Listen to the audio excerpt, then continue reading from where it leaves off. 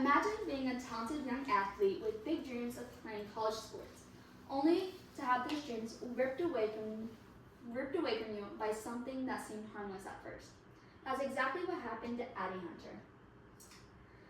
She started vaping back in 7th grade, just trying to fit in. What started as a social habit quickly spiraled out of control. By her senior year of high school, Addie was in a coma, her lungs covered in painful blisters. Doctors didn't think she'd survive. Her family was told to prepare for the worst. Miraculously, Addie pulled through, but not without consequences. The damage to her lungs was permanent. Her chances of ever competing in basketball or track at the college level were gone in an instant. One decision in middle school changed the entire course of her life. And the truth is, Addie's story isn't rare. Across the country, more and more teenagers are falling into the trap of smoking and vaping, often unaware of just how dangerous these habits really are. Smoking and vaping pose significant health risks, are highly addictive, and can derail the promising futures of teenagers. Today, I want to talk about why this matters.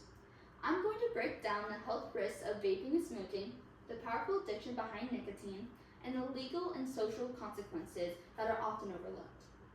Because the choices that we make now, especially as teens, can shape our futures in ways we don't always see coming.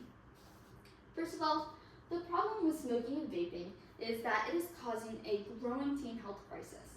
Over the years, there has been a drastic increase in the use of e-cigarettes by youth. According to the Centers of Disease Control and Prevention, a national government public health agency, it states that in 2024, e-cigarettes were the most commonly used tobacco product among middle and high school students in the United States. 1.63 million, or 5.98% students currently use e-cigarettes. This includes 410,000, or 3.5% middle school students, and 1.21 million, or 7.8% high school students. Nearly 88% use flavored vapes, increasing their appeal to young people.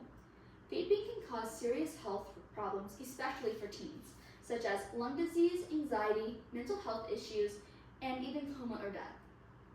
According to Cleveland Clinic, which is renowned for its expertise in care, it states that the particles you inhale while vaping can cause inflammation and irritation to your lungs. This can lead to lung damage like scarring and narrowing of the tubes that bring air in and out of your lungs.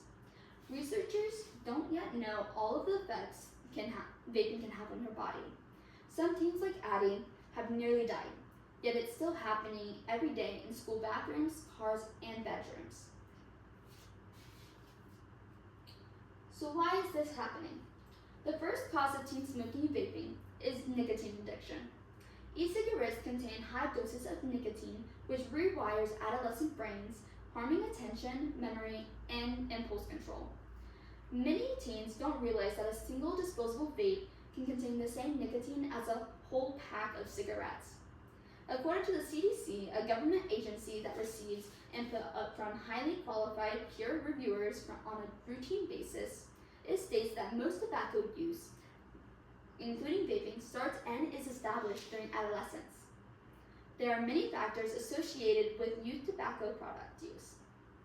These include tobacco advertising that targets youth, product accessibility, availability of flavored products, social influences, adolescent brain sensitivity to nicotine, and etc. Another cause of the increase of use in vaping and smoking for teens is that it is marketed to teens. Flavors like cotton candy and mango are intentionally designed to attract youth. According to Science Direct, a website that publishes professional scientific journals and books, it states that a combination of clever marketing by vaping companies, a strong social media presence, attractive flavors, and easy accessibility has contributed to the increasing use of vapes by young people. The last cause of teen smoking and vaping usage is that they are misinformed. Many teens believe vaping is safer than smoking, despite the presence of toxic chemicals like formaldehyde that is linked to lung disease. However, there's hope. With solving this problem of smoking and vaping, one way we can help addicted teens is through education and awareness. Schools and parents must educate students on the true risks of vaping. Don't just say, don't do it, explain why. Schools have programs like Students Working Against Tobacco or SWAT to help push out education and awareness for this problem. Another way is through support programs. They provide the struggling teenagers with the resources and counseling that they need to help with their addiction to nicotine. Lastly, the policy and regulations that can be done to help these teens needs to be strengthened. More people can support bans on flavored vapes, as well as install vape detectors in schools, which was recently upheld in the U.S. Supreme Court.